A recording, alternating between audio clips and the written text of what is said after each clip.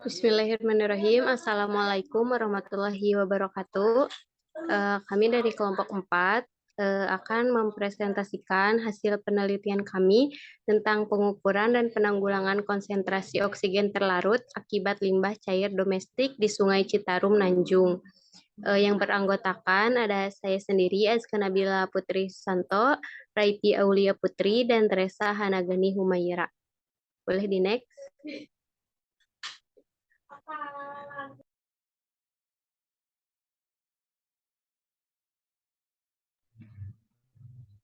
Baik, yang pertama akan dijelaskan oleh rekan saya.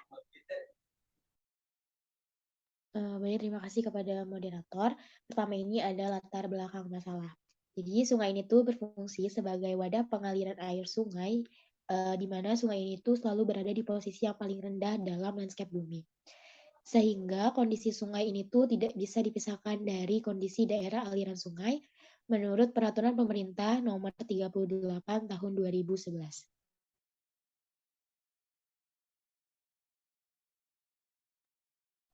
Jenis pengukuran pencemaran kimia itu bisa dilakukan dengan pengukuran kadar karbon dioksida, pengukuran pH air, dan pengukuran biological oxygen demand atau BOD. Nah, di sini tuh ada DO atau dissolved oxygen, di mana DO ini tuh bisa digunakan sebagai indikasi seberapa besar sih jumlah pengotoran limbah, dan semakin tinggi oksigen terlarut, maka akan semakin kecil tingkat pencemarannya. Nah, makanya penelitian ini tuh dilakukan untuk mengetahui kondisi wilayah Sungai Citarum dengan melakukan pengukuran multiparameter terhadap kondisi air Sungai Citarum, terutama di sektor Nanjung. Boleh di next. Nah, selanjutnya ini ada oksigen terlarut atau dissolved oksigen, di mana DO ini itu adalah jumlah oksigen terlarut dalam air yang berasal dari fotosintesis tumbuhan air dan absorpsi atmosfer atau udara. Nah, oksigen terlarut di suatu perairan ini tuh sangat berperan dalam proses penyerapan makanan oleh makhluk hidup dalam air menurut Manik Cartan Eddy Sontang pada tahun 2009. Nah, adapun faktor yang mempengaruhi kecepatan difusi oksigen dari udara yaitu kekeruhan air, suhu, salinitas, pergerakan massa air, dan udara seperti arus, gelombang, dan pasang surut. Next. Selanjutnya akan dijelaskan oleh rekan saya.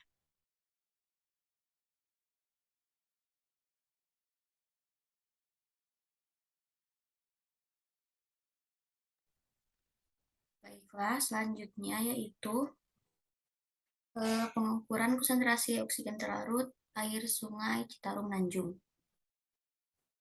Nah, dalam hal ini DLH Provinsi Jawa Barat menggunakan alat deometer untuk menentukan konsentrasi oksigen terlarut air Sungai Citarum Nanjung.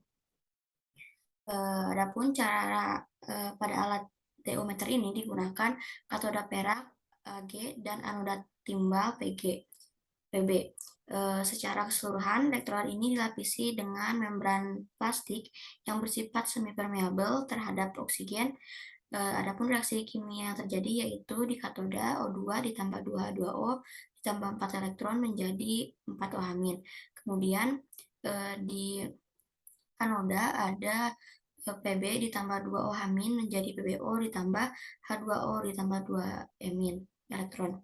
Kemudian aliran reaksi yang terjadi tersebut tergantung dari aliran oksigen pada katoda.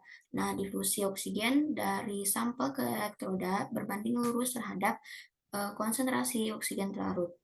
Adapun waktu pengambilan sampel dilakukan pada tanggal 5 Oktober 2021 pukul 15.00 sampai 15.40 PIB. Kemudian kondisi lingkungan saat sampling yaitu saat mewakili musim penghujan. Kemudian pelaksanaan analisis dilakukan pada tanggal 5 sampai 22 Oktober 2021.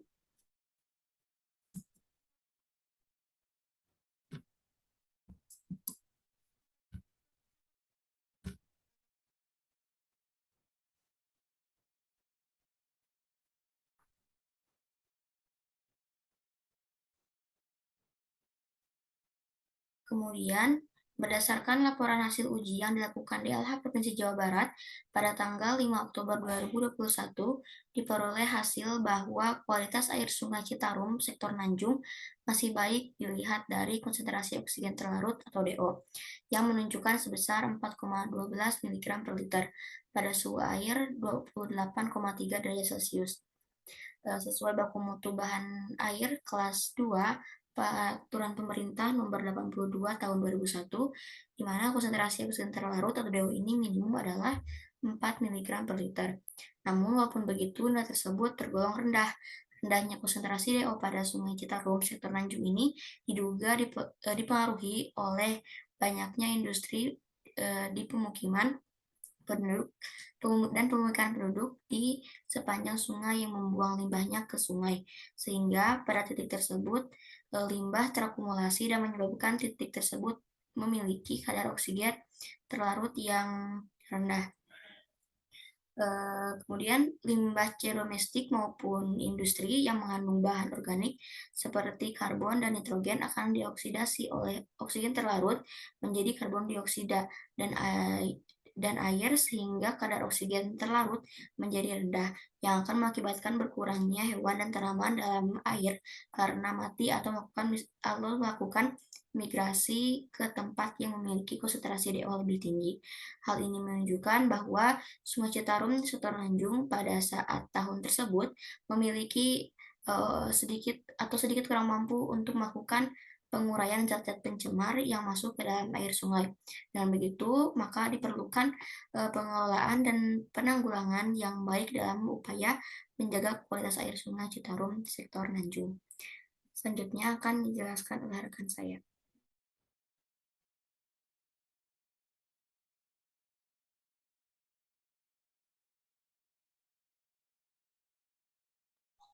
Baik, selanjutnya ada penanggulangan pencemaran air Sungai Citarum Nanjung. Dalam menyikapi permasalahan pencemaran air ini, BPLHD Provinsi Jawa Barat menetapkan beberapa cara penanggulangan pencemaran air. Jumianto menyatakan beberapa cara penanggulangan pencemaran air, diantaranya yaitu ada program pengendalian pencemaran dan pengerusakan lingkungan, mengurangi beban pencemaran badan air oleh industri dan domestik, mengurangi beban emisi dari kendaraan bermotor dan industri, mengawasi pemanfaatan B3 dan pembuangan limbah B3. Boleh di next?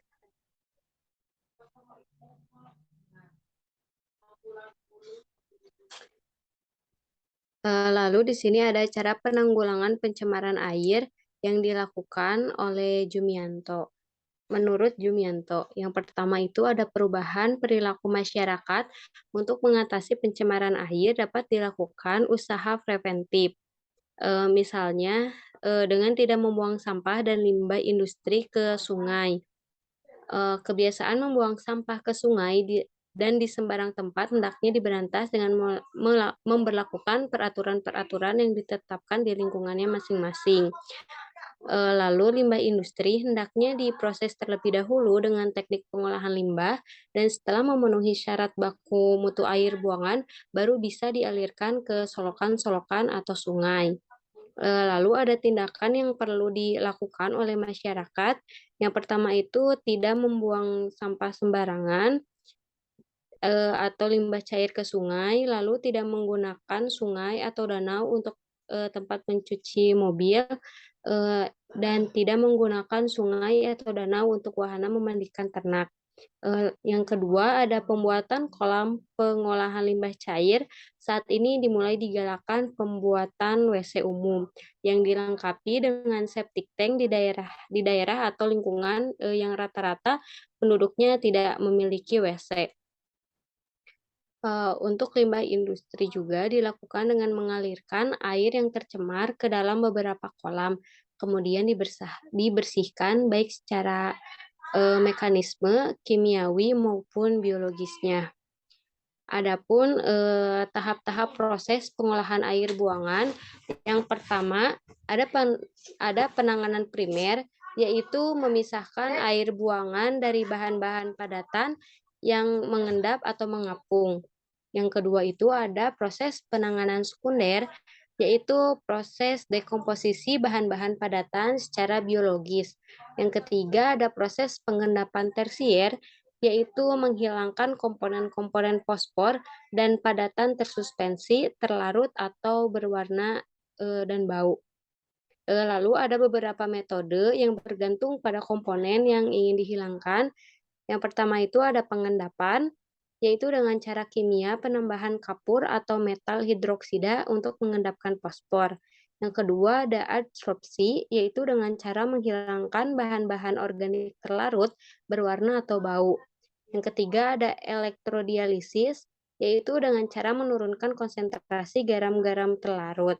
Yang keempat ada osmosis, yaitu dengan cara mengurangi kandungan garam-garam organik maupun mineral dari air. Yang terakhir ada klorinasi, yaitu dengan cara menghilangkan organisme penyebab penyakit. Boleh di next.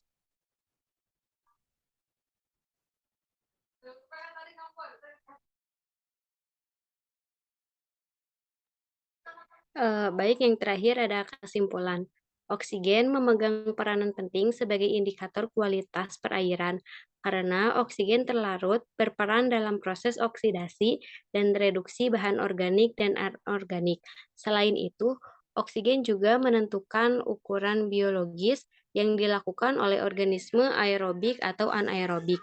Oksigen terlarut dapat berasal dari proses fotosintesis tumbuhan, air dari udara yang masuk ke dalam air. Semakin tinggi konsentrasi DO dalam air, maka kualitas air semakin baik. Kecepatan difusi oksigen dari udara tergantung dari beberapa faktor, seperti kekeruhan air, suhu, salinitas, pergerakan massa air, dan udara seperti arus, gelombang, dan pasang surut. Adapun cara yang dapat dilakukan untuk menanggulangi pencemaran air, yaitu dengan membiasakan membuang sampah pada tempatnya, pengembalian fungsi kolam pengolahan limbah cair pada limbah industri dilakukan dengan mengalirkan air yang tercemar ke dalam beberapa kolam, kemudian dibersihkan baik secara mekanisme kimiawi maupun biologis. Boleh di-next?